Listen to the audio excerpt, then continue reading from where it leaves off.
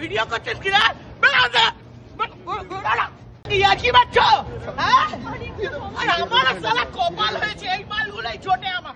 চুল পোশাকের একই হাল, রাস্তার মাঝখানে টাকা আদায় করছে অভিনেত্রী কাঞ্চনা। টাকার অভাবে এই কি অবস্থা হয়েছে স্টার জলসা অভিনেত্রীর?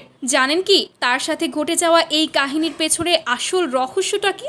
চলুন না জেনে থাকলে ঘটনার বিস্তারিত জেনে নেওয়া যাক।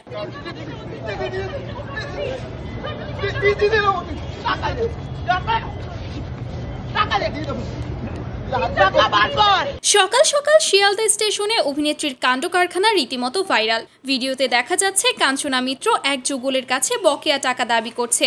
অভিনেত্রী বারবার চিৎকার করে জানাচ্ছে, তুই আমার টাকা কবে দিবি বল? 6টা মাস পেরিয়ে গেল, এখনো তুই আমার টাকা ফেরত দিসনি।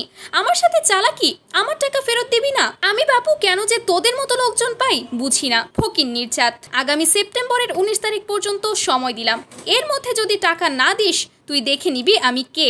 স্বাভাবিকভাবেই অভিনেত্রীর এই ধরনের কাণ্ড কারখানা দেখে লোকজন জড়ো হয়ে যায় স্টেশনে। এমনকি তার এই অশালীন আচরণ ভিডিও করতে শুরু করে এবং যারা ভিডিও করতে নেয় তাদেরকেও অভিনেত্রী বকাঝকা করতে থাকে।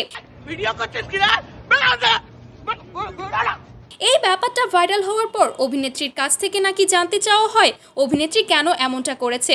অভিনেত্রী জানায়, আমার অবস্থা এতটাই খারাপ যে করতে বাধ্য হয়েছি। 84,000 টাকা নিয়েছিল আমার কাছ থেকে, কিন্তু দেওয়ার নামগন্ধ নেই। তবে পরবর্তীতে একটি বিশ্বস্ত সূত্র ধরে জানা যায় এটা নাকি পুরোটাই একটা শুটিংয়ের অংশ। আপনারা একটু খেয়াল করলে বুঝতে পারবেন অভিনেত্রী ভিডিওতে বারবার করেই নিজেকে স্বপ্না মণ্ডল বলে দাবি করছে, আর এটা মূলত তারই এক কাজের প্রচারণা।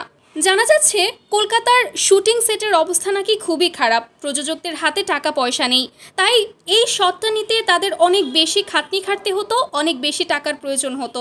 আর স্বাভাবিকভাবেই এত মানুষ জড়ো করা তাদের পক্ষে সম্ভব ছিল না, তাই ইচ্ছাকৃতভাবেই প্ল্যান করে এই ঘটনা ঘটিয়েছে, যাতে করে কাজটাও হয়ে গেল এবং টাকাও বেঁচে গেল। তো ভিউয়ার্স, আশা করি বিষয়টা এখন আপনাদের কাছে একদমই ক্রিস্টাল ক্লিয়ার। তো এই চালাকি বুদ্ধি অবলম্বনটি আপনাদের কাছে কেমন লাগলো কমেন্টে জানাতে ভুলবেন না কিন্তু।